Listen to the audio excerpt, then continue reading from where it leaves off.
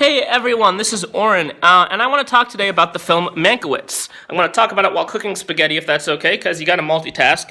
Mankiewicz is an interesting film to me because it's one of the few films in which I know a tremendous amount about a subject going into the biopic about the film. See, I'm cooking. It's also a film.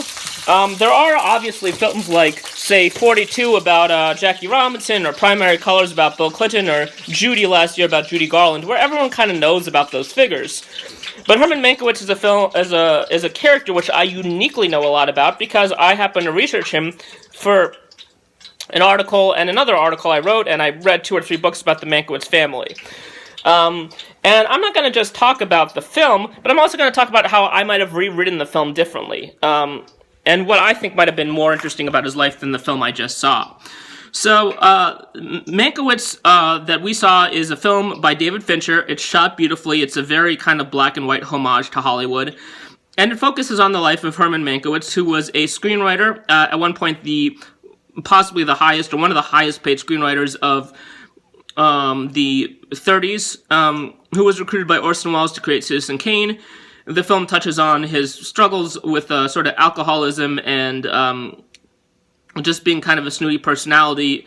The way in the film, his personality problems serve as a way to highlight Gary Oldman's acting performance. I mean, I think this, even though Gary Oldman's won an Oscar before, this kind of almost screams like, I want to win an Oscar, so I'm going to just portray this guy in a really interesting drunkard way, almost like Johnny Depp in Pirates of the Caribbean, but less comic, I guess. But I mean, you always feel like this is the day you almost caught Herman Mankiewicz. He's gonna say that line at any point. The film splits its time talking about, the environment of Hollywood in which Herman was in. Before Gone with the Wind saved the movies, I mean, we talk about depression and union strikes, a little bit about politics, then talks about his meetings with Orson Welles and his desire for authorship, but it's really kind of a loosely strung narrative. It's not necessarily a very tight narrative, and it is about,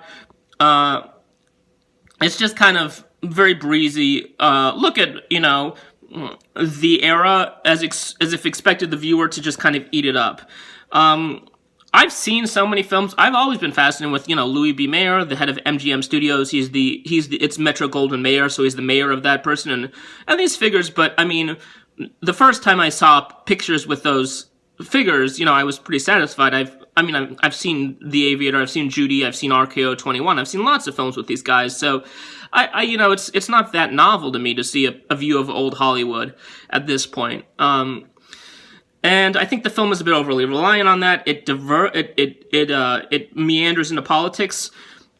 So I think that does not mean to say it's not beautifully shot. It's not beautifully. The soundtrack isn't beautiful, and it definitely has a certain mood to it that I applaud. It has also a number of great, three really good female performances by Lily Collins, Amanda Seyfried, and Tuppence Middleton that sort of complement different sides of Herman Mankiewicz's personality. So I guess I want to talk about now what I might have been expecting and what I might have wanted to make out of such a film. Herman Mankiewicz, to me, was certainly a man with problems and demons. He never fixed those demons because he died a bit young, but those aspects of his personality and his clashes with Hollywood were kind of interesting. I mean, he was a person who was educated in Ivy League. He had a father who valued academic excellence, so when he came to Hollywood, he thought that most of the people there were idiots. He even telegrammed, and this is in the movie, his brother and his friends in Hollywood and say, come to Hollywood at once because everyone here is an idiot and you'll make tons of money. And that got into the press, but he got fired multiple times, so the story of a resilient guy getting fired multiple times and still being able to create the world's best movie, I think is something that I might be more interested in. I would have probably wanted to see a more personal narrative. And I also think there was room for more of a compare-contrast kind of path by Joseph and Herman Mankiewicz. They both had different vices. Joseph was a womanizer. Herman was faithful to his wife, but he was a compulsive gambler, a drunk, and he suffered a lot from arrogance. And I think the two had a really interesting bond because they both were united by their love of like the high-end literature and the intellectual tradition. They both saw each other as equals. So like, how often do you have a film of two brothers who are, really bonded? I can think of like maybe Mr. Saturday Night Live, but that was sort of an unequal relationship. And that might have been more interesting road to go down. What's also interesting is that there's all this stuff about William Randolph Hearst. William Randolph Hearst and the whole thing that created Citizen Kane is also really salacious and really interesting.